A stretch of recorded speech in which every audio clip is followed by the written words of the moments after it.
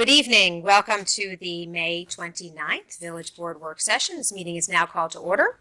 We'll begin with the pledge. Allegiance to the flag of the United States of America and to the republic for which it stands, one nation, under God, indivisible, with liberty and justice for all. That was a lot cuter than usual. And actually, I should just clarify for folks at home, thank you for everybody for your patience. We actually began our meeting at 6:45. We were in executive session, and that ran a little later than we expected, so sorry to keep you waiting. But we have juggled the order of the agenda a little bit to try and be accommodating for our guests. Before we delve into the agenda, we have any announcements from members of the Board of Trustees or staff? Yes, good evening, everyone. So save the date. Next Saturday is the annual Austin Village Fair, which is brought to us by our Austin Chamber of Commerce. So the setup of events is 10 a.m. to 5 p.m. There's going to be a artisanal food and beer and wine garden that's being enhanced this year on the Spring Street side, Spring and Maple. You could expect 180 vendors, 3 music stages, and that's always made possible by the help of our village departments that really make that event possible. As always, they're expecting about 10,000 people. So that's next Saturday, the 8th. This Saturday, June 1st, at Austin High School at 7 p.m., there's an event, a benefit for the Leukemia and Lymphoma Society called Talent for a Cure. 7 p.m. at Austin High School this Saturday. Tickets are $10. And I had one more here. GoTV, which is our local public access channel, is having a beach party fundraiser, and that is this Friday, May 31st, 7 p.m. to 9 p.m. at the Elks Lodge, located at 118 Croton Avenue. So make sure you could support, and that's about it. Thank you. Who else has announcements? Tuesday, June 4th is our comprehensive plan kickoff at the Hudson Public Library at 7 p.m. We're encouraging all community members to come out and find out what our comprehensive plan is. Essentially, that is the plan on how we see our community in the future, how we're going to plan for it, whether it be housing, whether it be zoning, whether it be a series of other issues. So if you want to know more information, come out next Tuesday, 7 p.m. Others?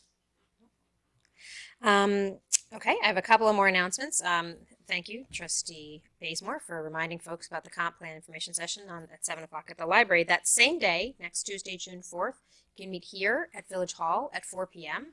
for Austening's first LGBTQ Pride flag raising, happening again at 4 o'clock right out front here. And then I'll put on my documentary discussion series hat for a moment. That Thursday, June 6th, June is Pride Month. But that's why we're having the Pride flag raising when we are. And later that week, the documentary discussion series is hosting a film called Trans-Military. We'll have a special guest moderator from The Loft. And there's a really terrific set of panelists that will be joining us for that screenings. It is, as always, free to the public. Begins at 6:30 at the Ossining Public Library in the Budars Theater. For more information, please check out ossiningdocumentaries.org. All right, with that, Mr. Manager. Good evening, Mayor and Board. Before we get into the agenda, I do have one quick announcement. Please. Following up on the completion of Underhill Avenue paving operations by Public Works and our annual bid contractor, we're going to get back at it starting tomorrow morning with some work on Ogden, where we plan on doing a full mill and pave operation. We had indicated the Underhill on our website and through our handouts through all the area residents to help with the potential traffic in that area. We did the same thing with Ogden as far as handing out to flyers to the people in the area. And we're trying to get as much notification as we can, and I'm pretty sure it was updated on the website, but if not, it will be by tomorrow. And we're going to start with the milling operation tomorrow and hope to have that paved by the end of next week. So that'll be a nice project as well, and which would probably expend a good portion of the CHIPS money allotted from last year into this year. Remember, we had the leftover because the cont'd took on the bulk of the work last time. We're also going to patch up a couple of little areas where we did some drainage work improvement in the village when we do that work. So you'll see some of that work going on too around Dale and Pleasantville Road. I'll be back more of that later in the summer.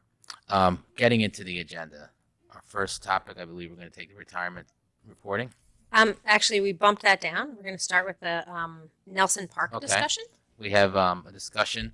We're happy to have with us Superintendent Ray Sanchez and Bill Garrison from the Recreation Department. Would like to present to the board a grant that the school district received from the United Way. So, Bill and Ray, if you want to attend, thank you. So I have some handouts. Thank you. All right, so good evening, everybody. Good evening. Found out very quickly you weren't meeting at the police station. Just full disclosure. But it looks great down there, by the way.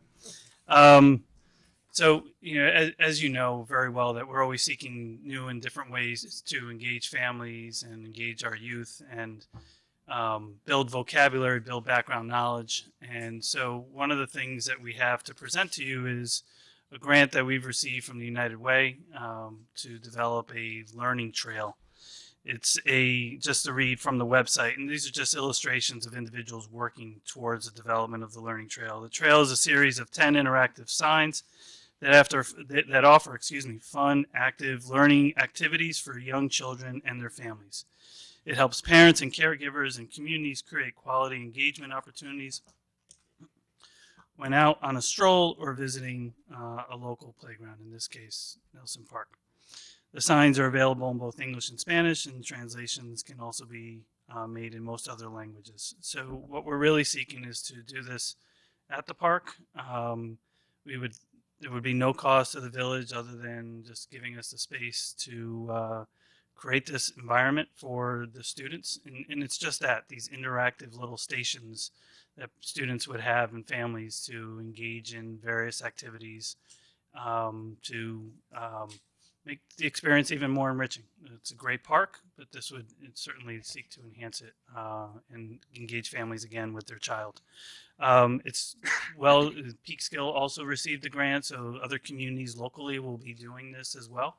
But we think this is a great opportunity for our students, but certainly we think the best park is Nelson Park because it's very close to our youngest students in pre-K and K, but this would be a community space as well. Are we talking about Nelson Sitting Park or Nelson Park? Yeah, just to clarify, it's Nelson Sitting Park. Okay.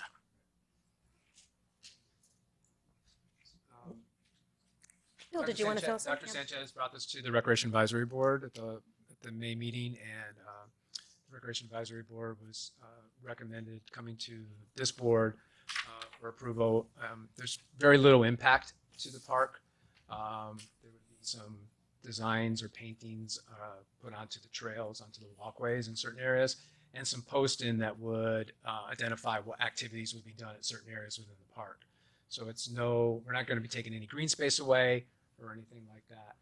It's very similar to the story walk that you may have seen up at Wishney Park and sometimes in other parks where we kind of put those in. This will just kind of be a more permanent thing. And the other thing that we talked about was, at some point if and when it ever runs its course, it can easily just be removed out of the park, again, with no impact. Sounds good. And just based on these pictures, so the actual building, digging, It would all be saws, done by volunteers. Really? Yeah. Okay, excellent. Wow. Okay, so what are you asking from us? It's the okay to move forward. I'm sure there's still time for a couple more questions before we. This is definitely a great added amenity, not only for our school children, but for all our families that go to the park. So I thank you for applying for the grant. And I just have as far as I like the idea of volunteers doing it, but just as we did for the American Legion, I would like someone from the village to kind of oversee that. That's all. Yeah, if we could comment, because the question of volunteers doing park improvements comes up a lot with the youth sports organization. So could you explain to me how we can make this happen? So what I think would be in the best interest of everybody involved is once we get, once it's determined by the school district the exact details of the installation, that it be submitted to the village for their review, not so much for their input, but their review with respect to how it's going to lay out in the park. And then when the volunteers do come in, I'm sure there's going to be some non-volunteer component to the project, and we would ask that whoever that may be, the appropriate compensation, insurances, and coverage is offered to the village as additionally insured with whatever insurance they carry for their company, whether that's for a material vendor or a concrete contractor, for example, or whatever the intent is. So I think that it's best to start with the scope so we can get our arms around what we need to be covered, and to make sure that what's going into the park is something that's not going to expose the village to any liability. Yeah, so in fairness to everyone here, we haven't necessarily taken the additional steps to say this is how specifics regarding the building of the work is. Conceptually, we're here to say, is it okay? And then certainly we'll work in partnership to figure out what it'll entail and make sure from a liability perspective, all those things are addressed collectively. Dr. Sanchez, I think it's great. I think it's going to be a real asset for our community. I hope that it seems like it's all going to work out nicely. When did you apply for the grant? 2 months ago? 2 months ago, maybe? It's just usually when another public entity applies for a grant, like we write a letter of support or we're part of the application process. United Way put us into a grant and said, would we be interested in doing this? So it was kind of one of those, and we get them often. Sometimes an organization will say, would you have an interest in doing it? And humbly, we always, when we come back to us and we got it, and then we say, now, truthfully, we got to really have some larger conversations with the village and everyone else. So to your point, yeah, normally that's the process, but not in this case. Okay. They were the lead applicant. Now, I'm not sure it was stated, but it was a $50,000 grant award. Was that the? I'm not sure the actual amount. I just know it's enough to cover the costs. And again, United Way has taken most of the lead. They've told us that there won't be any. I heard that number. Maybe. Yeah, that's a really nice trail. A lot of paint. You might be able to line it with gold for $50,000, but it's just a work session. We're allowed to err. Did you want to comment? Yeah, no, I just thank you, Dr. Sanchez, for bringing that over and actually selecting an excellent park, because the sitting park area, because it is actually utilized for a lot of kids in there, especially now in the summer. When do you think the process of the installation may be taking place? I'd have to get back to you. I mean, I think everyone's eager to get started, and particularly with the summer months, it'd be great to have this, set and ready and something that students and families can utilize, particularly when the weather's so, it's just perfect to be outdoors, and it'd be another attraction to the park. So, but, there's some logistics that really still need to be worked out. I mean, again, conceptually, what we needed to do is when we reached out to just say, can we do this? And wanted to make sure that, before we take any further steps, that the village was okay with us moving forward and proceeding. And then we'll iron out all the rest of the details very soon. But we're eager to move forward and try to get this done as soon as we can. I know United Way is as well. And, summer would probably be best. Right. Sounds like everybody's in support of figuring out whatever's next. Looking forward to it. Great. Thank you Thanks, very everybody. much. Thanks for bringing us the opportunity. Enjoy your evening. Okay. I'll defer to you again, Mayor. We're skate park renaming. Okay. Yeah. Again, we'll have Bill Garrison join us at the podium to discuss something that's been requested of the Recreation Department and the skate park at Snowden. Okay, so Aaron Spring, who is heading a committee to name the skate park at Snowden Park, came to the Recreation Advisory Board meeting in May with a proposal of what they're looking to do. The RAB recommended coming to and sharing this information with the Board of Trustees. So I'll let Aaron turn it over and tell you about his proposal. Evening, Mayor and Trustees. Thank you for having us here today. I'm Aaron Spring, part of the committee for the Greg C. Jackson Jr. Memorial Skate Park. With me are Lisa Jackson, Greg's mother, as well as Brett Wells. Unfortunately, Justin Cuzio, Meadows Ryan, and Marcel Levin are not with us, but they put in a lot of time and effort into this as well. So we want to thank them for that. So we're asking for two things here. First, to name the skating park of Snowden, the Gregory C. Jackson Jr. Memorial Skate Park. Currently, the section of the park that is designated for skating does not have a name, so technically would not be a renaming, it would just be a naming, if you will. So that's the first thing we're asking for. The second, if you refer to page 1, or the cover page, is if you look in the middle, we have these two signs. One of them is roughly 12 or 16 by 30 inch, and it just would say the Gregory C. Jackson Jr. Memorial Skate Park, and there'd be a bronze casting sign, and the ballpark estimate of that is roughly 1,600. And underneath is another sign, and if you go to the next page in your packet, it would follow the format of the left sign, which is the Fireboat John D. McKean.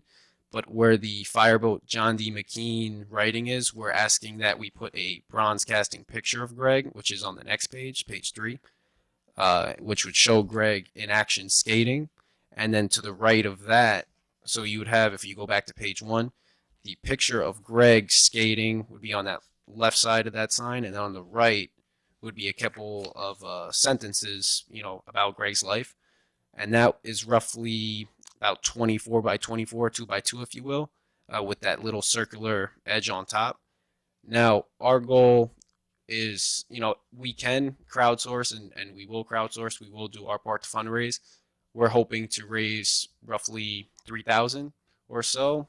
And if we, for some reason, incur 5,000 worth of costs, which is a high number, between the 1,600 on top and roughly $2 to $3 grand for the sign on the bottom, we're asking to see if the village has any funds to possibly match us if we can get 2,500 or 3,000 online. If we can raise the full 5,000 ourselves, we won't need village funds, but we kind of just want to explore that option now to see if you guys would be able to match anything. Please. I think it's important to, at the RIB, you talked about the reason that you want to do this and how Gregory had an input with that skate park. Okay, I apologize for that. I thought there was a, understanding there. So sorry for the lack of transparency. Not at all. Go ahead. Greg was very influential when that skate park was built in, the late part of the last decade. He essentially lobbied the village board to get that skate park done. He was there every day. He taught dozens, possibly over 100 people how to skate, worked with everybody from all different creeds, age, color, ethnicity. He brought people under his wing, and the skate park is really where we remember him and where he truly had such an impact on this community. So we're trying to name it after him to honor his legacy, to continue to promote, his image and the idea that anybody can skate and anybody can be a skater, because he believed that and he taught these kids that. So we want to continue to enforce that idea by naming it after him so people can continue to skate in his honor regardless of their skill. That's a place where they can learn. That's a place where, Greg will always be remembered and where we can honor him. So that's kind of the history behind it. Thank you. Please. Before the board has their discussion, if I may add, a fortunate coincidence is that Bill and I presented maybe 2 or 3 weeks ago. We mentioned the consortium, the vendor and contractor consortium that Bill was meeting with to try to do the rehabilitation of the vets, Nelson and Snowden. This is one of the areas we looked at, and one of the things that Superintendent Garrison and I discussed was that this concurrent effort being taken on by this young man's friends could be done really in conjunction with our efforts. So I think it's admirable that you fundraise, and it's a nice thing. But I think because of the size and scope of the rehab that we're going to do on the park, that I think the village could comfortably say we can easily work in any excess or supplemental costs into the rehabilitation of the park. I want to make clear that it's in excess because the Park and Rec Committee, I believe, felt very strongly. You can correct me because it may have changed. I didn't go to the last one. That taxpayer money doesn't get used in whole, that people have to fund things. Now, that may have changed because I missed a meeting. So in excess, Paul, means that there's still some fundraising Yeah. will meet the remainder of it? Is that what we're Well, saying? I'll further clarify that. Okay. I think that the fundraising is being done for the plaque and the memoriam type stuff, but any of the supplemental material like stanchions or new fencing or the like that are really part and parcel with the park anyway Right. will be absorbed by the project, and that, you know, right up to the things like the installation and what have you, they can be done in conjunction, and you'll get an economy of scale, so to speak. Save some money. And I assume then, I believe it was in the description here, the signage will be consistent with signage that is existing in some of our parks. So is the order actually going to be placed by the village, or? Yeah, I think we would have to, with all the parks, the sign have the same theme going with the wooden signs and that same, we'd have to look into that. And we talked about that earlier, so we'll get a price on that. So that would be the top sign. Right. That would be the name of the park, the skate park. And then also with the plaque, about what's put onto that plaque would also be a discussion to, so that all are in agreement of what's going to be there. Okay, right. So it's just one of those things. Like it's in a village park. It's being paid for largely by fundraising efforts from the community, but the village uses particular vendors for signage and has certain know, ways that the signs are done, and it should have the logo and the whatever, to be consistent with the parks, right?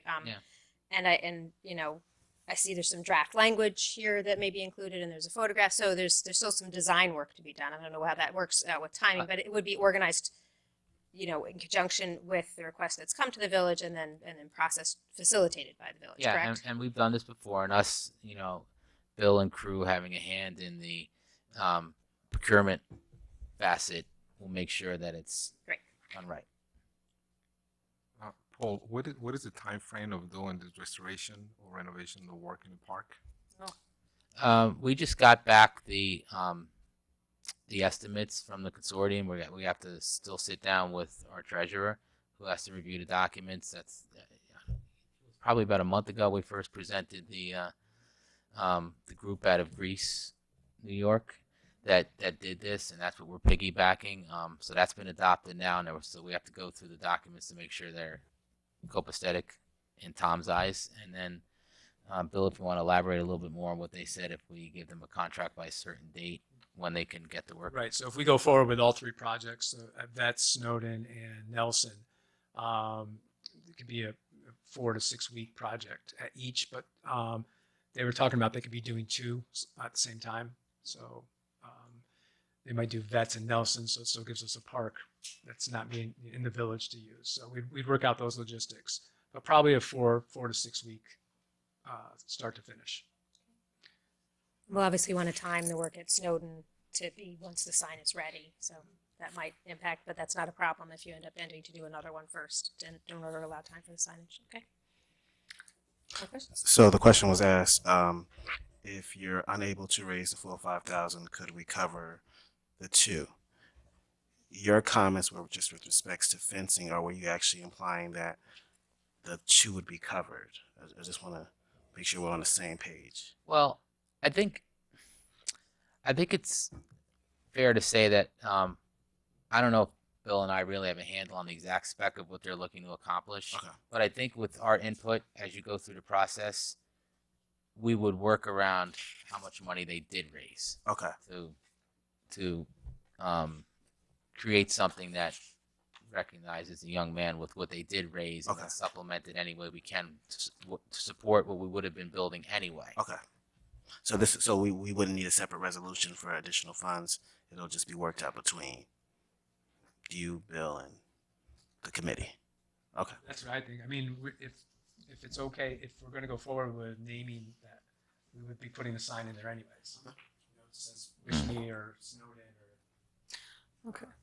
So that would be maybe the plaque is something that they would fundraise. That's extra, right? So the plaque, I think, with the skating and information and the right sizing, because once you build really big, the next person wants their, so you're gonna work through that with the village. I don't want just on huge law, to the whole group. But the name you're saving because the village is in the process of, so somewhere the three of you need to decide what the money looks like, because when you crowdsource, etc., fundraise, you actually have to put in a number, right, that you're looking to raise. Right. Online, and you'll announce and all that, and you're asking us, as is the Parks and Recs Committee, asked that it come here for us to vote on whether we would actually name specifically skateboard, the Gregory C., I guess there's no period after C, the Gregory C. Jackson Jr. Memorial State Park. Skate park. Skate park, I said state, right? It got a lot bigger all of a sudden. Yeah. Wow, okay. All about it. Real big. Memorial Skate Park. That's the request tonight, yes? I'm supportive. So then should that come to us as a formal resolution that we will formally be naming the skate park? Or can we do that tonight, or what's, Or do we what's wait happening? until we're further along in the process? Well, I think that if they're going to start their initiative, maybe you should determine that at the next legislative session. Be a resolution. I mean, yeah, it should be right. That's what I'm asking. It should be a Wouldn't- resolution. formally. Wouldn't the easiest thing to do is just to rename it, because that doesn't really, we just approve it, right? Just because the process started, right? I'm asking out loud. So to get the process started and to allow them to fundraise and to Well, I think the first step has to be some clarification on exactly what the expenses are, because don't ask for $3,000 if the sign's $1,000 or if the sign's $8,000. So, like, I think there needs to be a little more research. We meet again next Wednesday. We have a legislative session. I think that's a good amount of time to get that information figured out. And I think, as you can clearly see, there's a lot of support on the village board. So, barring any huge surprises in the numbers, I think we can just keep moving forward. So we can. But I wouldn't post it and start fundraising until we pass the resolution, and then you can say, consistent with the resolution that was passed by the village board, blah blah blah. Right. So we would fund. That's why, like we were talking about the fundraising. We need you to name the park first, like Gregory C. Jackson. Right. That's the first phase. So don't Yeah. start the fundraising Right. until we pass the resolution next Wednesday. But before we pass the resolution and you start your fundraising, make sure we have a realistic idea of what the cost is going to be Right. for that sign. So Yeah, we have the one quote so far, but I want to go to two other vendors that I kind of just saw. I We're think gonna the go village with has our vendors that village. we have to Okay. use. Yeah, So the one let that's- Bill. that's- So if Bill, could you then help Yes. them in the next week with that? So that you have excellent, great, and hopefully it's what you're imagining, what you're envisioning. Yeah, I can't imagine it's much different than what the first vendor said. Good. I Good. think Paul is suggesting they'll help you. You don't have to go through so much work. Appreciate that. I think Only because we already had to. Yeah. It's easier than what you think when you came in here today, and I think there's full support. Yeah. So, and just so people maybe sometimes getting, this is a work session. Next week, we actually vote on the stuff that we decide this week. So, and you know that because you've been through some of this, so. Yeah. And there's just one more piece. Oh. What? That I'm sorry. I just wanted to add this just so that we're clear on it. Was the bench Oh, part of you it? But mentioned that. they said Here it is. when they're gonna redo all the benches and the fences and all that, that would be part of it. Is it? Yeah, we're gonna put some benches in there anyway, so it'd just be part of that. But you're not naming the bench, you're putting benches in. They just put in the bench in. Yeah. Okay. Okay, but Oh, there's that's no just name on the bench, it's just public benches. Yeah. I mean, we might on a community-wide effort just put like the white and blue flowers, which were Greg's favorite colors, like on that grass right there. But You can plant flowers. Flowers? Nobody's going to object to you planting Yeah. flowers of Okay. any color. But I would That's just- lovely. I just wanted to All different colors. clarify because the bench doesn't currently exist there. That's why I just wanted to clarify that like they're going to be putting the benches in there anyway. So I just wanted to throw That's that out consistent with With what the everything. Parks Department thinks is a Yeah. good way That's to fine. organize the area. Then that makes a lot of sense. Great. there. All right. Well, thank you very much for. Thank you, everyone, and thank you, Aaron and the Thank team. you. Thank you. All right. It's a beautiful tribute. Yeah, I love it. Back to the top. Yes, we will skip Secor Road. That'll go to the bottom, though. I'm gonna wait for Trustee Levin to return. I don't know.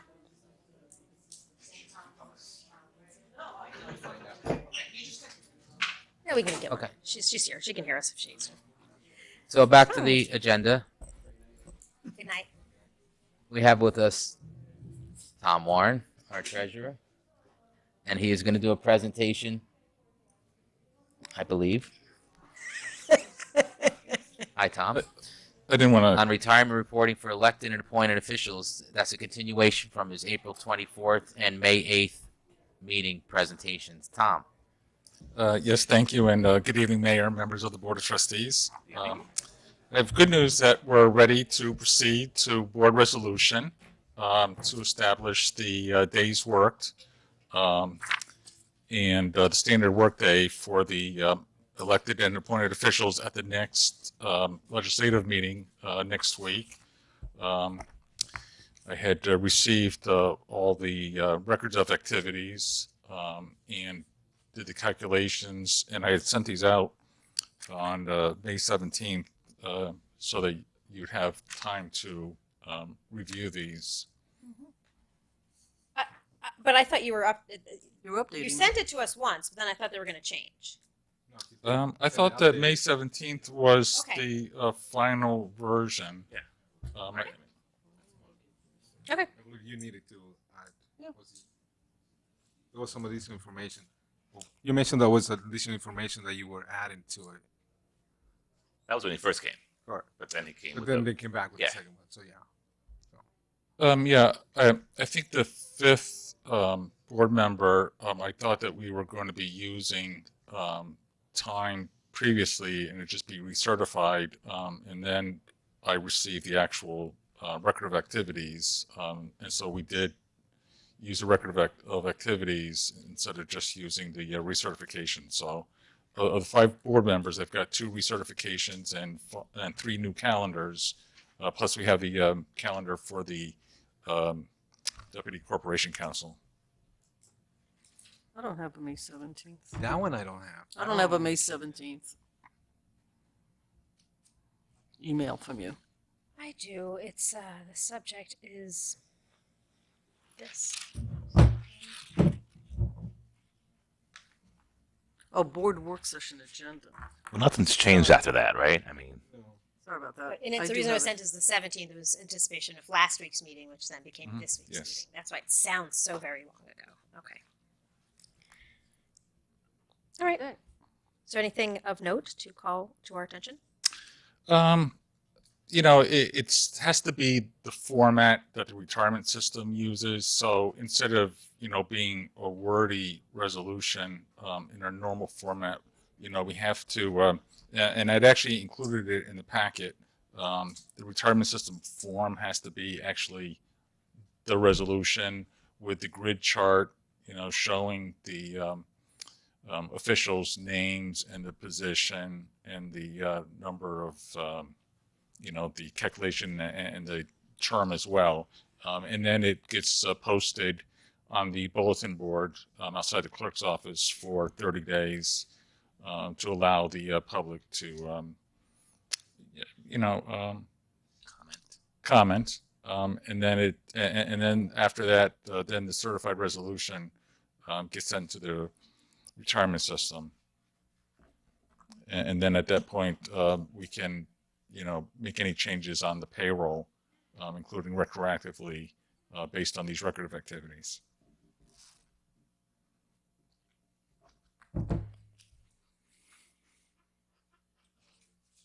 Okay.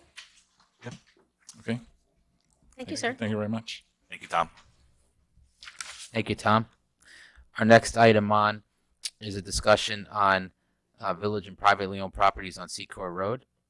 We have the developer and his architect here this evening, as well as our planner, but I'm going to let Corporation Counsel Kahan introduce the topic to give a little lead into the discussion. Thank you. Thank you, Paul. Good evening, Mayor and members of the board. The board may recall that we had a discussion on this a few sessions back as an executive session topic. Thought it would be appropriate to have this as part of the work session for the public to know what some of the issues that have been discussed with regard to the different properties on Secor Road. We have tonight Bob Corky, who's the attorney, Pedro Silva, the owner and developer, and J.B. Hernandez, who attends every board meeting he possibly can of our wonderful village. So I'm going to, I know the board is familiar with what has been discussed, but I think perhaps some lead-in from them in terms of what it was, so some background, and then if there are any questions, please feel free.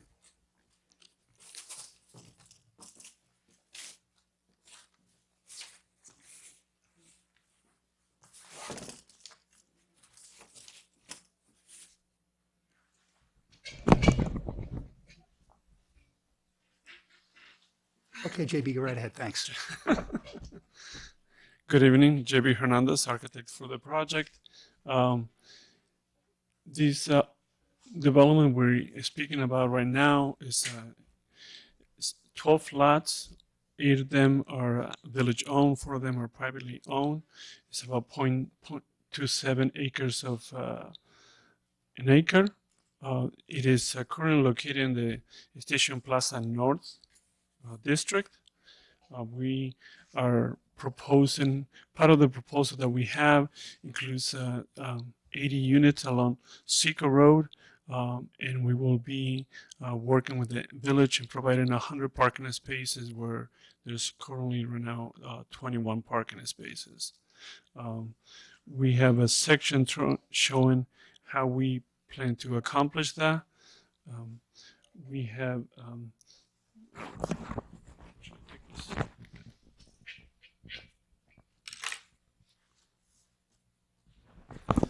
the idea is to utilize the current slope along Old Main Street, and we will have 4-level parking lot. In that 4-level parking lot, we will have 3 different entrances through these parking areas, and those there will be 2 levels. They will be accessible from the upper entrance. There will be 1 level accessible in the center entrance, and then 1 from the lower entrance. And totally, again, it's about 100 parking spaces all combined. Then we have these are the lots. It does not include the one at the end. It's 4 lots up here, and the rest of the lots go along Secor Road. Again, the last time we were in front of the board and we made a presentation to you, we spoke about this being a conditional use on the current zoning. One of the issues that we were dealing with was the residential units at the lower level.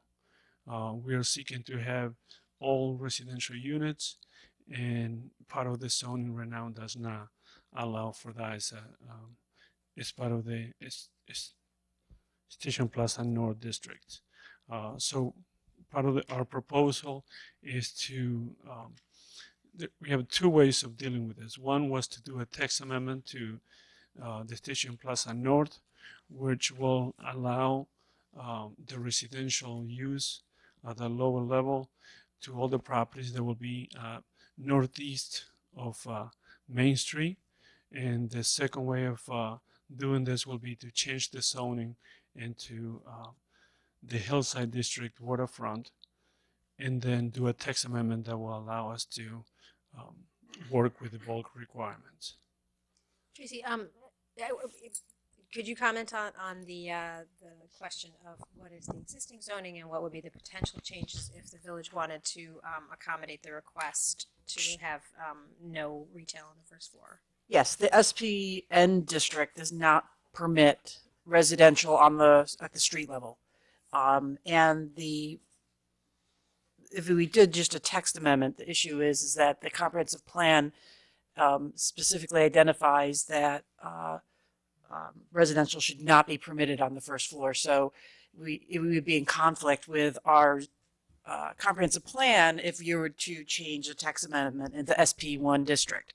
So the other idea was to take the PWC district, which is the Hillside district, which this actually is a part of the topography, and that does not have the restriction of not allowing the residential on the first floor.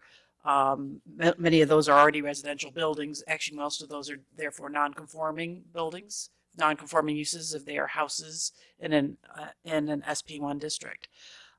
So the thought is to do the map change to allow the residential on the first floor, but then the setback requirements are much more restrictive or larger, because most of the parcels in the PWC district are really large parcels, would be to possibly have the ability for maybe planning board to waive setback requirements if they are adjacent to non-residential districts, or have some type of language that essentially this proposal, the only end result change would be that residential would be allowed on the first floor.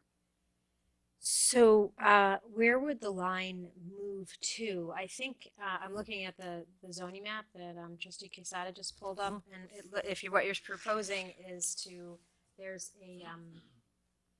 a line that goes right at the front door of these properties. Yes. So if we were to move the line, would we be moving it just to the back of these properties, right in the middle of the Correct. block?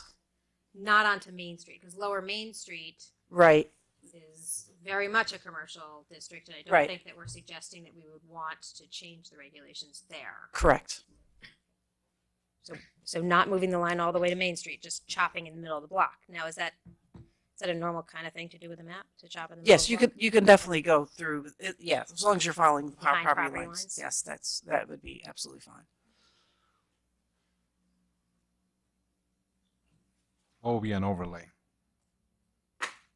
An overlay zone, like New York City has different zones, different areas. For just this, I'm just talking about in general itself. oh, What would be an overlay What would be district? an overlay district? an overlay district is a district that is basically overlays another district. Something like it's very similar to our historic district. That is essentially an overlay district of a certain area, imposing either more restrictive or less restrictive regulations. So let's say in this particular case, if we were not to look into moving a line of a district, but just to create an overlay district, will that be possible as well? It'd be a pretty small area. I mean, I would, and then you'd have to create regulations for that. I mean, just to have an overlay to allow residential on the first floor. But could we look at the other areas within our map? Maybe not right now because we're going through the process of the comp plan, but as a general, as we're going forward with a comp plan itself, would something like that would be suitable for other districts? Yeah. If you're talking about like a floating overlay, which they can place down in certain areas as needed, you can have that. Or if you want an overlay zone, I mean, I think in our comp plan, we do need to evaluate these PW districts because there are a lot of little parcels in these districts and some of the regulations don't really work for them. I think that a lot of this district was intended for the larger parcels. I don't know it off the top of my head, but I think the minimum lot size for these districts is actually pretty big for the PWs. Yeah, and there are a lot of little parcels. And then also what's happened, and this has happened in other cases where we don't allow residential on the first floor, and we have a lot of single-family homes. Not a lot. There are single-family homes that are non-conforming uses, and usually a single-family home isn't considered a noxious use or something you'd want to eliminate. There are several homes there that have been there for a very long time, and to make all of those non-conforming uses is actually a burden for them because they can't do anything, or they're very restricted in what they can do because they are non-conforming.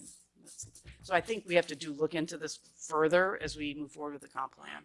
I'll just interject, if I heard you correctly, I'm not sure. Could you be talking to the microphone? I'm just for sorry. folks at home? Thank you. Robert Corky, attorney for the project. I'm not sure if I heard you correctly that if you're going to change the line, it has to be a straight line. No. The- I didn't say. It can't go over property. It should follow the property lines. It won't follow It's the- it would- ideal. Not that doesn't happen. There are some places Okay, where just they to- split properties. I don't advise Just that. as a point, it would split lot 25 Secor Road, which extends farther back than 27, 29, 31. No, we following the property. I think it's most ideal to follow the property lines, although there are some zoning districts in Westchester County where they go 200 feet back from like a street frontage. I don't advise that because it's just complicated. As per the overlay district, another municipality that has that, you can look into Croton. They do have an overlay district, and that works very well. You, This is such a small project, right? such a small, and then we'd actually have to create another set of regs, or it would just be for a single family on the first floor. It would probably take us more work to do that, just legislatively, to figure out that overlay. So just to clarify, what you're suggesting is not to change any of the existing regulations, rather to shift a line of the map, one property line back. So going from the middle of the street in Secor Road to the back line of the properties that are line Secor Road. Mhm. Okay. So we're not creating new regulations. We're making a map change that moves a line to behind a block of properties. But they are asking for a text amendment in the PWC district to allow the planning board to waive the setback regulations, because they're much more restrictive in the PWC district, and a lot of them are setback 30 feet. I mean, it wouldn't even work on those small properties. But that way, I mean, to me, that's more important in that district to protect the residential districts, not necessarily another commercial district. So who makes that decision? There was thought that it could be that planning board would have the ability to waive that, and we could actually say that it could be only on properties that are not adjacent to a residential district, because this would be for the entire district. So therefore, any property, the setbacks would still, the T-zone would still be protected with the setbacks. The district goes all the way around. Hudson Steppe, I think, is included in this district. Mhm. So they would still have to meet those setback requirements. It's just down in this more urban areas and adjacent to the village center. Mayor, if you'll recall, when this board did the zoning text amendment that related to the school on North Gillespie. Highland, Mhm. there's language included in that text amendment which effectively gave the planning board the ability to waive certain size requirements if an application came before them. So that was put in there as well, in an analogous situation to this. Right. So that, we have that in a few places within our code. Similar, that they also can waive parking requirements in the village center district. If we were to introduce a text amendment in the current zoning that deals only with the properties, I guess it would be northeast of Water Street, Main Street. Will that help with keeping Station Plaza North? Because the bulk regulation from Station Plaza North do work with us. We're trying to alleviate the issue of the residential on the first floor. So if we basically treat Secor almost like an island, we're saying properties northeast of Main Street and the Station Plaza North, that would be the text amendment, will allow residential on the first floor. Then it will take into account all these properties, and yes, it will take into account also 3 additional lots that are already residential.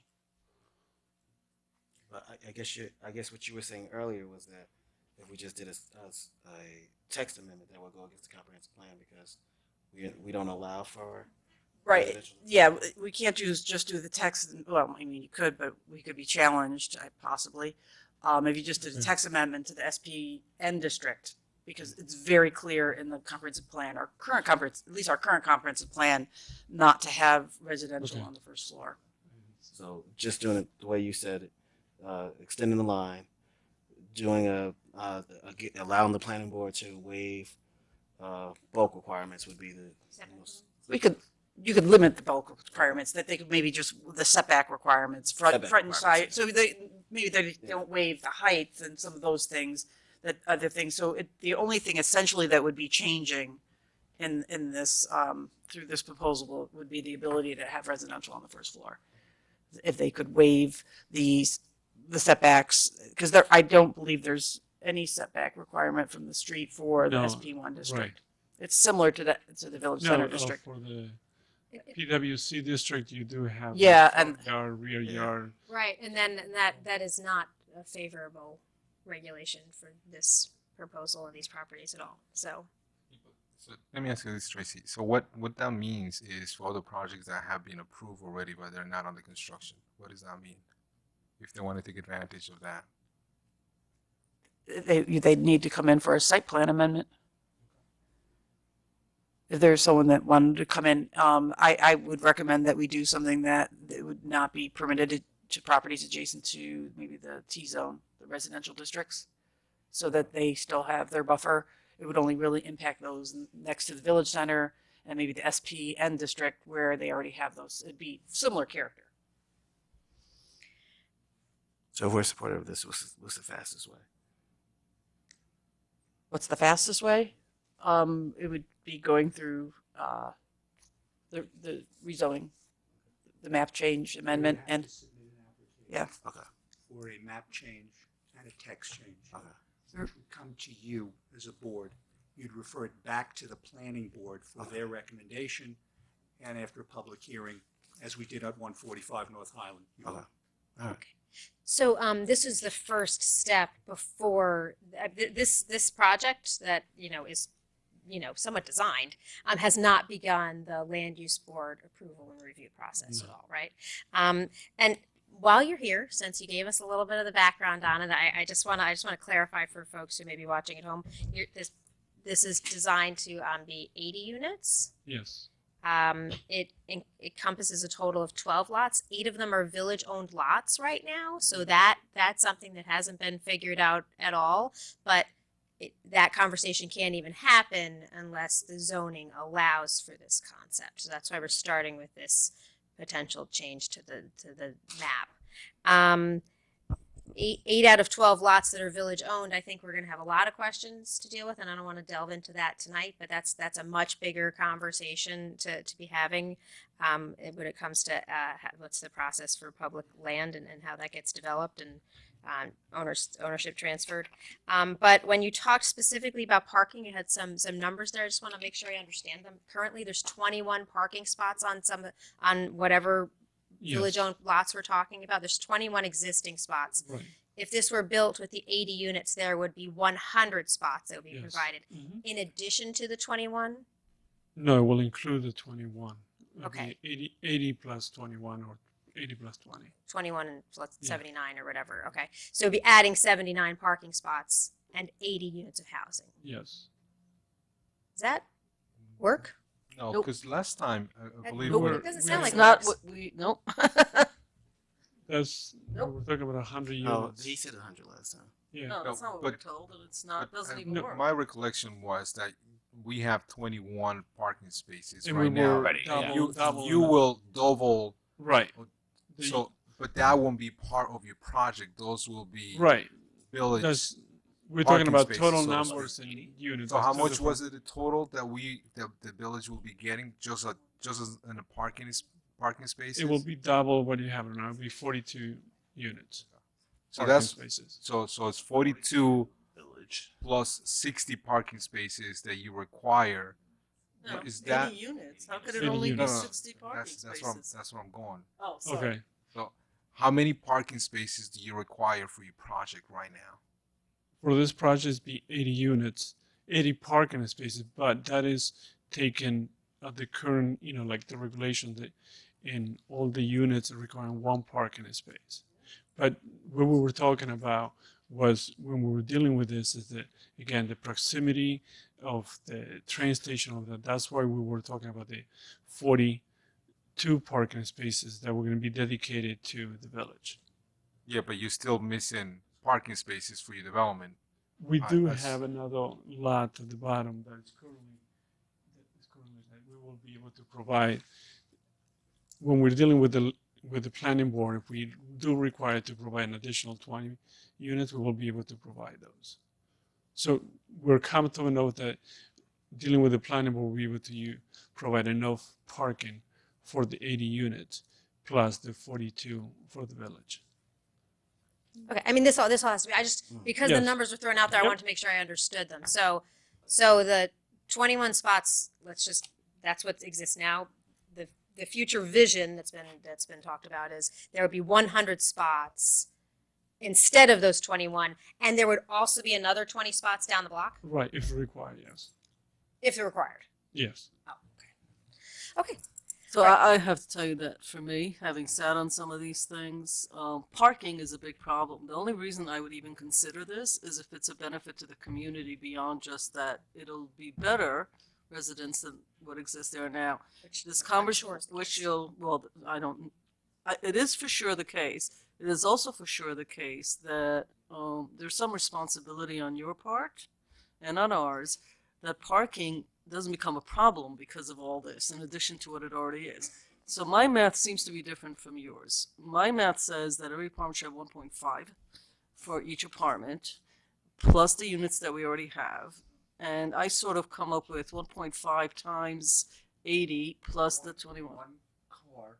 Why for one? Yeah. And is it all? And how many 1 bedrooms and 2 bedrooms? Oh, we haven't. Yeah, we haven't. I mean. Well, I'm just going to think. JB, just help me. Your chart here has 70 units. Is it now 80? Is that no? Is that Right? 70? No, Is that it was correct? no, that's incorrect. Okay, but the split would be under in the zone. It's one. If 1 bedroom, it's 1 car. Under our code, 1.5 for 2 bedrooms. So that's how you'd have to. And that's what we're saying. Even at 1, I would just suggest that you do the math again. It's But the what very we're- polite way of saying it. Just to repeat what we were saying before, was we have the 80 units, and we feel comfortable that once we're dealing with the planning board, if it is one, the combination of the units, because we're just starting to deal with the design right now. We don't know if it's going to be 40 and 40, 60 and 20. And we haven't even had a preliminary meeting with the planning board. So once we have that, the idea is to provide the village with 42 parking spaces. So I don't know if this is Stuart or Tracey that would answer. So there's just so many moving parts here, and I don't want to spend more than another 2 minutes just recapping. But because so many questions have been raised, I want to make sure that I walk away at least understanding what the realistic scenario is. Our first step is to consider changing the map, which is step number 1 for this to even happen. There are 12 lots necessary to make this development happen. The village currently owns 8 of them. That's right. At what point does the village decide whether or not we're going to sell our lots to make this possible? Do they go through the planning board process first and then we say, okay, we'll sell them to you, or you know what? No, we're not interested. Not speaking for the developer, I would think he'd want to know before he goes through the process that I he would has think so too. that he's a contract vendee to basically get those lots. I just wanted to clarify that because our guest just said, once we get to the planning board, we'll figure that out. And it sounds like the village board is like, what I'm hearing tonight is we're going to want to make sure we really do understand this so we can, Correct. because it's got to be beneficial to the community But with before all we due sell the respect, property. they could submit their application tomorrow. They could come to us For this purpose. For this purpose. For the purpose of the lot. text Yes, for change, the they text could change. submit it at any point they Okay. wish. The That's application correct. for the text change, Yes. for the map change. For the map change, correct. Yeah, Absolutely. That's completely correct. Yeah, I mean, I'm supportive to get that started because that will actually get the whole process Right, to get started. going. It's a critical first step. I mean, even let's say the village board says, you know what, and I'm not speaking from the rest of the board, I'm just putting an idea that said, we don't want to give the village lots to you guys, but you still want to move ahead with the project because you do own some of the lots in there, and are looking to do some residential on the bottom and not retail. So the process, it will be in your benefit regardless of what the situation may be. So It would make those properties. Correct. Okay. Correct. Those properties, and I'm sure folks, has there been some progress on making them a little more safe and well maintained? Yeah, so I was actually going to ask, while we start this process, I know that there were some OTRs issued, and I don't know if it went to court or is it still in court. OTRs would be before they go to court. That's the Right, order but to remedy. those weren't. They have not yet been translated. I don't believe the 30 days have run to turn They, them into. no, they have. Joe told me they did. I haven't seen the appearance tickets yet, but that doesn't mean they haven't been filed. Well, regardless of that, if we, while this process is undergoing progression, if we can just get those properties maintained to the best of your ability, there's as you know, the entrance stone right off of the sidewalk that's collapsing. Yeah, so your porch is falling down. There's the side of the wall that just needs a new tarp. We've gotten so many complaints about it. I can't even So if we could just address that while we continue the process, that'd be great. Thank you. Thanks. Well, these are some really high-profile properties, and it could be an exciting project, but it seems like we have the first step underway. Yes.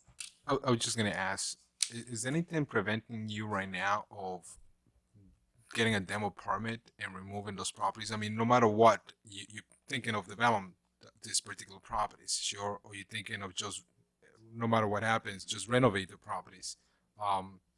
So if you were to do something in there, what is it stopping you to get a demo permit and just removing those particular properties? Is it something that, I'm sorry? Just. What?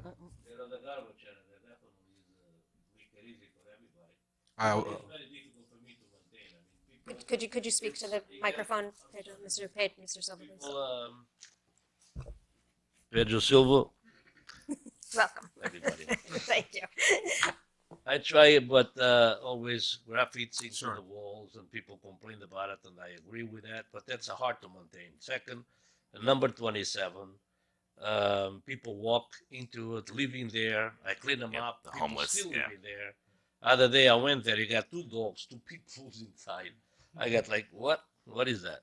So I tried to maintain and clean. I put some stuff to bend that area where the entrance broken. He'll rip everything out. Actually, I went there today with my guys, get some kind of strong chains into it with a padlock into it. I just got it number 25 actually yesterday. Yeah. So the closing, it's be part of me now, the number 25. Contract it take forever, but now it's all done. So it's a car there without plates. So I put a sign in the car. I don't want to tow the car.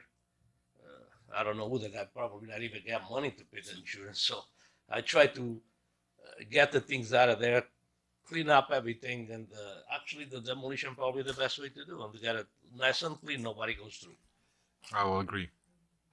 Maybe I not the I think big many building. people would agree. Yeah, I mean, that Maybe was, not the big building is easy for me to control. One of the worst thing in there is graffiti. If people see nobody lives, so you do whatever you want in there. my 2 main things, just because I walk it and I get calls for it every day, is just literally the sidewalk is here and like 3 inches, the whole entrance is falling. So if a kid just steps on it the wrong way, I mean, it's a huge liability. So put a wall, put a piece of wood until you figure it out. I did 3 times and people ripped everything. Put another one. Just ask. Okay, I think But we've thank you, covered a thank you. lot of ground here now, and I think, If I yes. may, just on these, if we are to go forward with the demolition, there are times when the demolition you lose certain rights with that project. Oh, okay. And I want to make sure that we do that, we don't cut off our nose to spite our face. Yeah, but I I believe just want to if check you that. lose those rights if you don't do anything within a year or plus. Okay, so this is beyond the Just a depth of response. knowledge of the village board, so I'm sure you'll be able to figure out the best course forward. And I think we have a clear understanding of how we want to move forward with the map change and what all those steps were that It's just, folks described to us. Yes, JP? I think if, in order to clarify some of these numbers and ideas, we can, if it's okay with Mr. Silva, we can start talking preliminarily with the planning board. Can we Yeah, but do you that? still need to, as Stuart mentioned, you still need to do the Yeah, text application amendment. Yeah, for yeah, all no, the other stuff. Right. There's nothing that stops them from having a pre-app meeting if they want to. Yeah. They want to set one up. It might be good to have an informal with the planning board Right. before you start moving forward, is to have them weigh in. Great. Thank you. Other way it can be, it's I don't know, other way would be know myself about numbers, what the village really wants to do as the numbers. I mean, it's volume for the properties, and get it this into more close and close. I don't want to spend tons of money, and then villages say, I don't want to sell it. And then Right. what I'm good to Yeah. do with it. Right. So this is like I'm dumping money, but I want to be productive for both ways. But I like to get at some kind of type of meeting that can, what the village propose, or I have to propose. I don't know the way it would work. Right now, I think you're just proposing that right now the first step is to propose the map change and we'll move forward with that. And Which we we're can't do anything approving. else until that Which happens. we're approving. So for me to know, I have to get more kind of type of design. I have to start work with the planning board and other things for me to move on. So this is all cost for me. So I like to know what my situation or the village situation is related to the properties. You know, it's 5 lots total in one side, and then plus the other 3 lots down below. It's not 12 lots. 12 to 8. The village? Mr. Silva? Manager Fraioli, did you have something to say? I just want to ask you to come a little closer to the mic because I'm not sure we're picking everything up. And I also wanted to add, so you can further your consideration, we have some old appraisals on those parcels. We'll get new ones. We just released one for the other parcel we were discussing a couple of weeks ago, that contract for that. We will have another contract for the village's 4 parcels, so you can have that for consideration as you discuss how you wish to proceed with Mr. Silva. Yeah, I got the copies actually from the formal ones. Yeah, but they're a little dated, so we're gonna get new ones. Okay, They're thank like you. 2.5 years old, plus or minus. How much? 2.5 years. Believe it or not. That's a good next step. Thank you. We'll keep it moving forward. Thank you. Okay, thank you. Thank you, guys. Have a good night. Have a good night. Is everybody okay, or do we need a break? We can keep on. So we're gonna ask I'm going in tomorrow. our planner Tracey Corbitt to stay with us now and discuss Hudson Steppe project on State Street. Yes? I mean, I think was, the site plan was approved last night by planning board, and it still has to go to. Tracy, Your Mike. mic might not be on. Sorry about that. Last night, planning board did approve the site plan that was previously approved, and it still has to go to EAC for their consistency review. The EAC requested the landscaping plan so that they could review it, and they also want some more information about trash removal and asbestos removal when the demolition occurs. So that is still one more hurdle they have to get over. And that's where it really stands right now. The demolition permit, I think they're still working on the bond. Stuart might know more about that, where they're at with the demolition permit. I was told today by Mr. Lieberman that they had obtained the bond, but as far as I know, the permit itself has not been pulled yet. So I will continue to follow on that. I did get... Stuart, before you just move on to other aspects of it, just because there's been a lot of inconsistencies about this project, the demo permit conversation has changed numerous times. So I just want to point that out. They promised to us last time that they were going to do it that week. Then it changed. Now it's changing again because now they're waiting for a bond. So I just want to put on the record that it's changing every week. So your update now is actually different than their update. So No, when she came here, she said in front of us that they were getting a demo permit. They had applied that morning. Yeah. Right, and since then I've kept Not you, I'm I've saying. kept all the board surprised as to what I've been told. Yeah. And all I No, can tell I'm just you, saying what they told us. and so just so you know, there was a contractor, John Dos Anjos, was at the planning board at the building department last week with an application. He did not have the bond at that point. On Thursday of last week, I received an email from another contractor in Thornwood who said he was going to be doing the demo. He also wrote that he was having an issue with the bond, and I wrote him, and I think I copied you all on my notes saying, this doesn't make any sense. Anyone can get the bond. I spoke to Mr. Lieberman, who I believe was at the board meeting last week, who said to me that the bond has been obtained. Until I actually see a demo permit, I don't believe what I've heard. Very simple. But you see what I mean, though. I completely do. Okay. What I can tell you is this. There were questions raised last night before the planning board with regard to the demolition specifically as it impacts the Smith Robinson house. I was provided today with what are the demo plans, so that which will be submitted as part of the demo application. But you're right, until we actually see that permit and have it pulled and see them actually stage and start the work, talk's cheap. And that's where we are with regard to that. But as Tracey has alluded, they did get their approval last night. There are certain conditions that have to be dealt with as I put the resolution together. They still await final consideration by this board of the special waterfront use permit, and with regard to the consistency review that has to come from the environmental advisory. I believe there is a tour scheduled. I think it's Monday. It may be, I'm not sure, by the HPC to see the Smith Robinson House, because no one's been in there in a while. So it's important to basically see what the condition is. So we're trying to get in there and do that. And that's where that is. We have had some discussions with regard to the $192,000, which everyone knows they were obligated to pay previously had they received a CO after they did their other work. As I've related to the board, the applicant has indicated that he would be amenable to revising that agreement to the extent that he would pay one half of the $192,000 upon the issuance of the first building permit, with the remainder to be paid upon the issuance of the certificate of occupancy. So that's where he has shifted a little bit. One of the things that will have to be dealt with is specifically, and it's in the resolution, as to what they are in fact going to be obligated to do. That's something Paul and I will be talking about in terms of the bond that they need, the contractor's bond and everything for all their infrastructure work that needs to be done, particularly their off-site work that they have said on the record that they will be doing.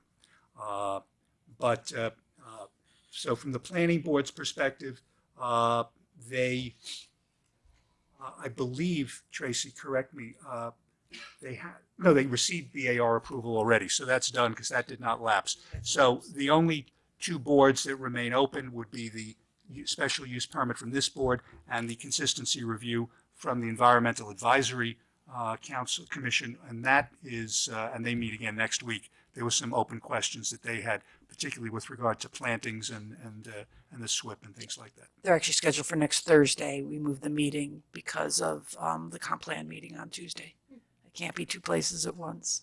The $192,000 for the infrastructure contribution, paying half of it at the time of when they pulled the building permit is obviously much more favorable to us than the way it was originally drafted. What's a typical way for that kind of payment to be made? Is it typically made at the time, because recreation fees, I believe, are made at the time of the building permit pulling. Are they typically made when you get your first CFO or when you get your building permit? Well, that wasn't really typical to begin with. They were making a payment towards something that we just so happened to be doing in that area that we would have asked them to do.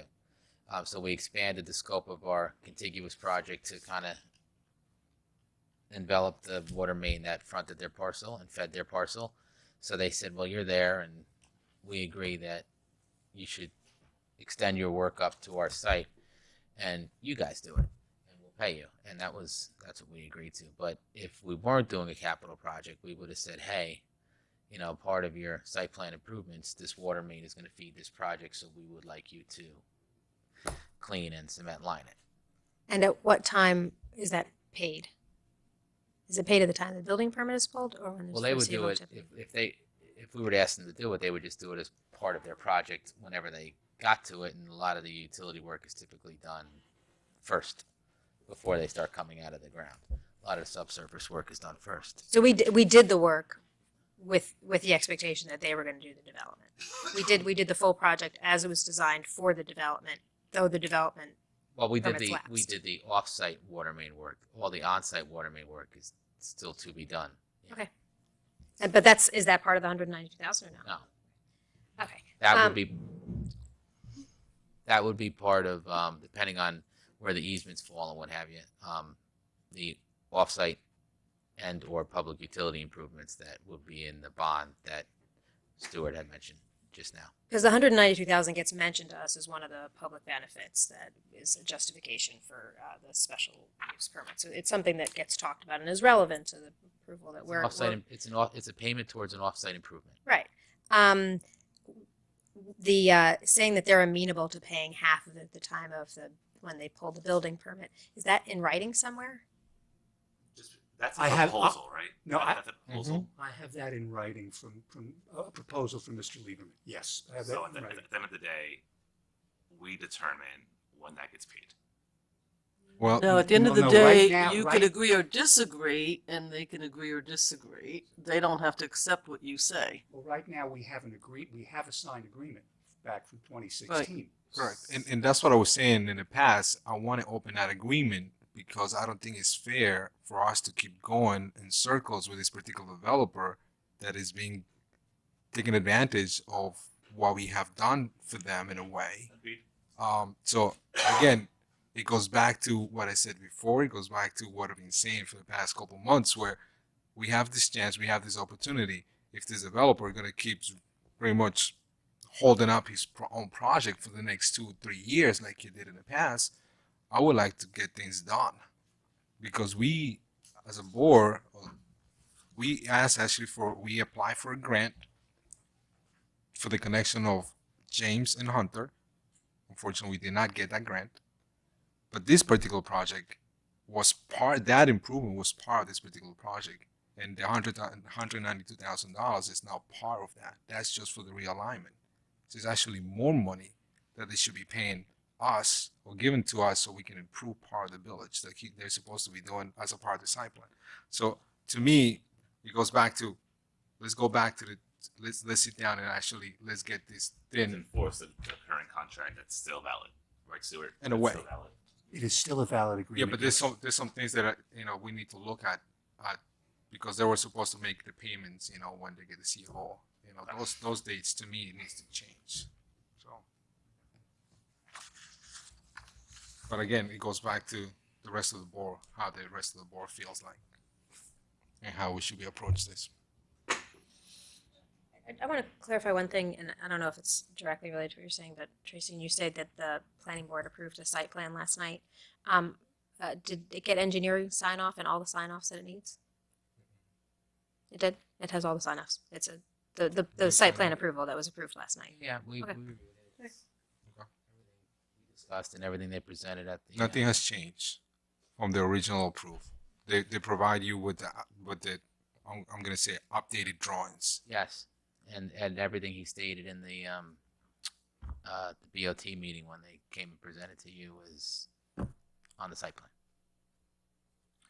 And the planning board accepted the restoration of the Robinson House as a public amenity, even though it's being used for a private purpose.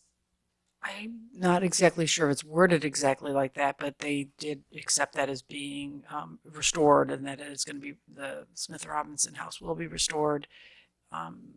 And But it's deemed as a public amenity, though. it's an office, I believe. I'm not sure of the exact language. Maybe I have Stuart to look knows. at the specifics Yeah. of the last resolution. Thank you, Stuart. Stuart, if I may, I had called you after I watched the previous planning board meeting where our building inspector mentioned something in regards to that in the parking. Right. The answer to that is that it's, and just so board members know, an issue was raised at the zoning board meeting by the building inspector. The applicant has plans to provide 249 parking spaces, of which 236 will be underground and the remaining 13 will be above ground. The 249 is what you need for the number of 1 and 2 bedroom units that he has. And the question that the building inspector had raised was that the Smith Robinson house, which is to be used as office space, where would the parking be for that building? It is a 7,500 square foot building, which under the parking regs for that zone would be 1 space for every 400 square feet, so approximately 19.8 or 20 spaces. So basically, where would those spaces go? When the matter was previously before the planning board, this was specifically considered by the planning board at that time, because what it was viewed as, and our prior planner put that in there, it was viewed as basically shared space, which is provided for under our code. So since it's considered shared parking space, Smith Robinson itself does not have to have the separate 19 spaces. But it's shared space if let's say you have the way, and I'm not going to remember the way that our building inspector said it. It's usually that happens when you are in, let's say my one family house, or you have the right to have an office, and you have the right to share the space. So that's, but You're this, correct. this is amenity, it's amenity for the within the building itself, but You're this is a correct. separate building. But So exactly. But Trustee Posada, the difference is what the building inspector was talking about was live work. Live work. Thank you. But Counsel. in Correct. fact, it's not Not live live work. And it can't be live work because no one lives in Smith Robinson. Yeah, but it's not live work. It's not an amenity for No, but tenants. It's not a public amenity. It's private sole use. Okay, we're talking two different things. I apologize. For parking purposes, it's shared space. So they do not have to provide, and this was a specific determination made by the planning board, that they do not have to provide extra spaces as relate to Smith Robinson, because it comes within the definition of shared parking. That the issue that you're raising is a different issue, and I understand that. But it was originally, they had been using the term live work. This is clearly not live work, because live work mandates that you have to be, you live in the same place where you work. But that's not the case here. And I'm sorry, Stuart. Was that part of the resolution itself that was down? Yes. Because I believe, so that's the live work was No, used. no, live work is not. It was not shared. used. It says shared. Okay, in the so the live resolution. work was not used. Yes, Okay, specifically that's- says shared. Trustee Bazemore, did you have a question? No, I didn't have a question. Okay, so I just want to clarify, and this is what's interesting about the parking in this place is it's like a robot. It's The underground is robotic, correct? Mechanical garage. So I assume that if, let's say, that there may be clients or visitors that come and use this office space, either how it's currently conceived or how it eventually ends up being used, because I think there's a variety of ways it could end up being used as of right in that neighborhood. So if they had clients that come, the reason why shared space can work is because a lot of the people who live there are going to go to work while client comes and visits that, and that is a good use of land, particularly in a densely populated area. Do we know this is such a foreign concept to me, the robotic garage. Is that something that do you have to have a pass? Do you have to, is it reserved? You will not have a reserved space, but, and basically, if there are available spaces, your car will come in, you'll be able to arrange for your car to get out there. They'll know how many open spaces there are. That was part of the variances that they received in terms of the tandem parking and the size of spaces and things like that. And again, there are also there's a smaller number of spaces that are above ground, which will be going around the circle there. I have a feeling the above ground ones will Will get be used the a lot for shares. impatient people. So if you're a client that shows up at 11 o'clock in the morning and you want a space, there may be spaces in this garage. Is there a mechanism for people to be able to use it? My concern is, if not, they're going to be trying to go on the streets that are very, very crowded with cars, and that's what we're trying to avoid. So I just want to make sure that it's a feasible option. They did discuss that people would be able to use the garage, and there are 2 elevators that can be used, and that actually you put your little car on a tray, and then a computer scans it to make sure there's nobody in it, and then it sweeps your car away and puts it in there like a Rubik's Cube. And there's packed there very tight. It actually saves a lot of space and building height because Sounds very environmentally smart. I just don't understand it. yeah, it's and it does. There will never be like a big flow of people getting out of work all at the same time because only one car can come out every 90 seconds at the fastest. So it's not like you're going to have a flow of cars coming in and out of the garage. Yeah, but that wasn't my concern. I just wanted to know that it was actually feasible to be used as shared space. Yes, for people who do not live there. They did intend that it would be for shared space, that you could put your car in the vending machine and go to the office. Tracey, can I ask you a question? Just a general question, and in regards to parking and what we may be seeing in the future, I guess. Do we have anything, and maybe Stuart can help me with this too, do we have any provisions in our zoning regulations right now in regards to visitor parking spaces on a big development like this? Do we have anything that requires to have an amount of parking for visitors itself? I do not believe so. Like an apartment, it's like 1.5 spaces. You know, it actually doesn't say that you have to have so many for a visitor. Like it just gives you quantities of parking. Does any other municipality have some tools like that or language within that? I'd have to look. I mean, one thing is our why they had to get variances is that we do not allow for these mechanical garages, so they had to get relief from the lot width and aisle widths. Because I know New Rochelle does have this, that you're exempt from parking lot dimensions for mechanical garages because there's just not the need for opening doors. But right now we don't have anything on our books regarding the visitor parking spaces. I do not believe so. I think it's only done by square footage. I mean, there could be some language under a zoning district that I'm not aware of, but I know that in Hidden Cove, it was just based upon number of units. yeah, it's even So for there was offices. There's nothing in our No.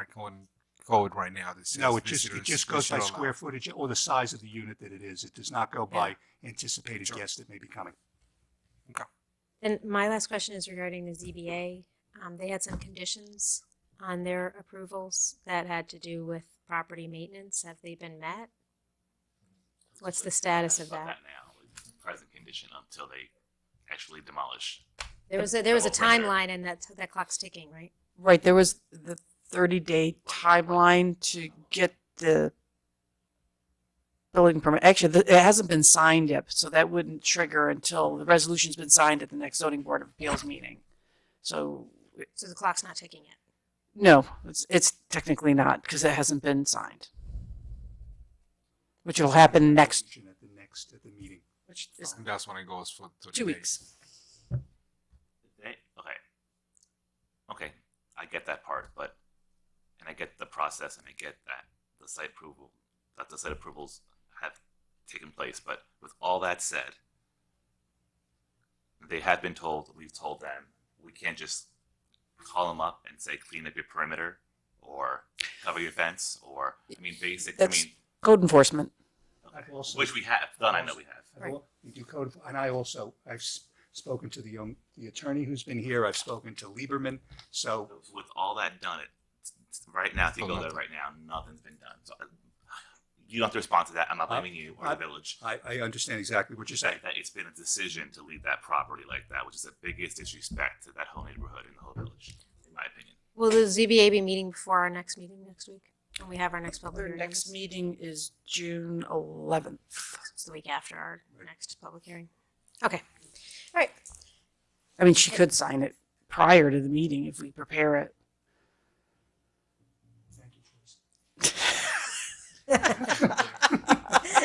No problem. Alrighty. I know you were the one who asked for the Hudson Steppe discussion. Did we aired a lot of things? Do you have? Well, more I still feel that we should actually have a conversation in regards to the agreement that we have with them. But again, I don't know if it's the will of the board in regards to that. I have not heard that at all. So, Stuart, is that possible? Can we actually redo the agreement, or do we have to really have a proposal as far as?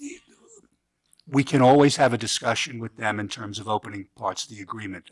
I think the discussion last time when you had the public hearing is what resulted in Mr. Lieberman coming back and saying, we'll pay 50%, at permit time.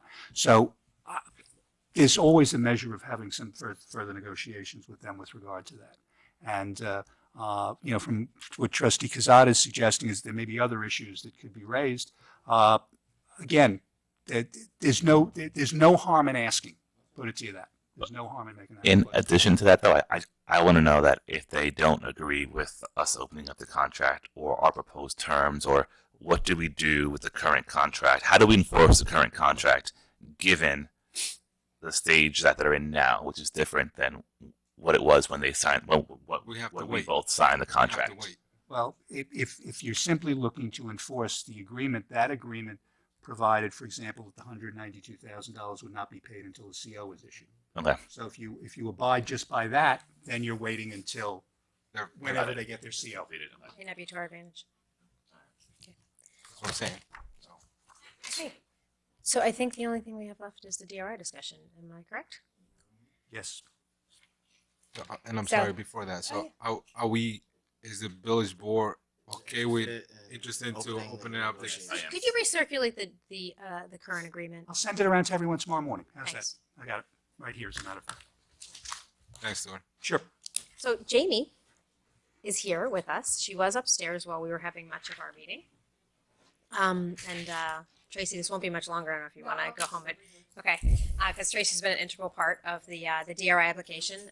For folks who don't recognize that acronym, it stands for the Downtown Revitalization Initiative, which is a $10 million grant that is provided to one Mid-Hudson region community every year. It's provided to one community in all 10 of the regions across New York State. The Mid-Hudson region where we are, which is 7 counties, Westchester, Rockland, and then way up Ulster, Orange, up there, and I'm never going to get them all right. We have applied every year it's been offered. This is the 4th year it's been offered. So we've applied 3 times. We've been finalists twice. We've done a lot of preparation for this year's grant application, including attending meetings and big group meetings and conversations with the leadership at the Regional Economic Development Council to understand what was good or bad about past applications and how we can have a stronger application this year. We solicited feedback from over 30 community leaders. We've posted on social media and asked the public, how would you invest $10 million into downtown and the waterfront? Big, just open-ended questions on social media, and then was it last week when we did the actual survey question, and we got over 500 people responding, letting us know what their priorities were, including 276 narrative comments about what they would like to see. So there's been a lot of great public engagement on this.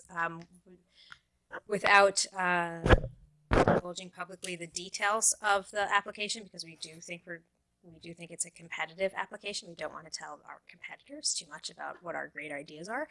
I do think it's we've learned a lot from our past years and have refined the application. And we also in this year we worked with a grant writer to help us with the process, and she was very helpful in putting together the thorough foundation of the narrative. And since then, we've been working just in the last day and a half. We've been working in-house to put the finishing touches on it and do the formatting. So, Jaimie, that was. Do you want to add anything to it? Or? You covered everything. I think something to say. I think one of the things we should say is that by using a grant writer, the grant writer was someone who has studied the goals of the state and was able to take our ideas and with every question align it to the goals of the state, which has been really helpful so that we answer the questions appropriately, because that was one of the pieces of feedback that we received. So I think it's well written. I mean, it was circulated to the board a couple times. I don't know if everybody got a chance to give any feedback on it. If you had any thoughts that you Gave my thoughts. You did, yes. Thank you. Okay, and we got a lot of good feedback from a variety of people in different capacities in the village. It's very helpful. When is it due again? This week. So Friday at 4 p.m. Not a minute later. The results of the survey.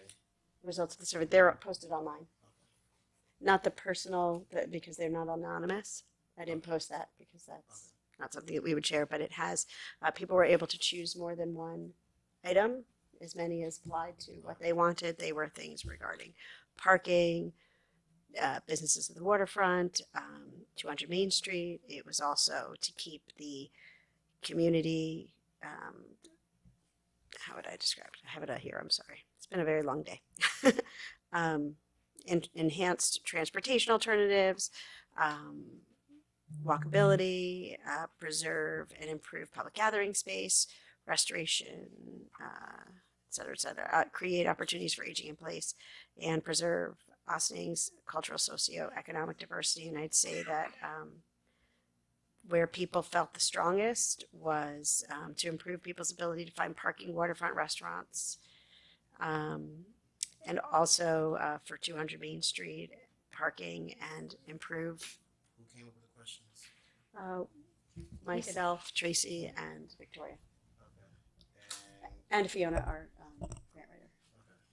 It helped to support that what we were asking for is what the community actually wants. And is this survey typically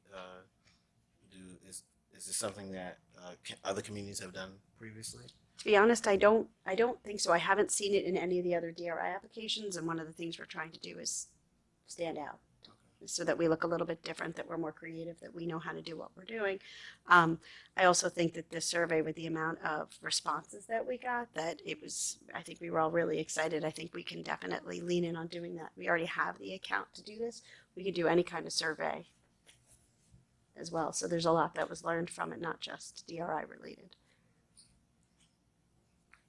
I thank you guys, officially, the whole team, because I know this has been a long process in the past couple of weeks. So thank you for your time.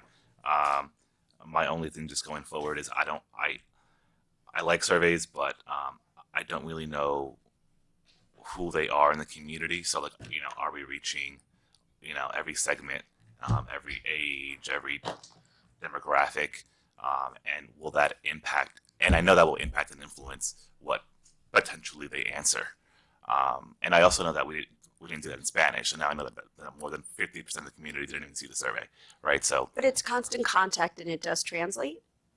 So when the survey as well. Mm-hmm, everything in constant context translates. So how many people do we actually have on? Almost 10,000 people.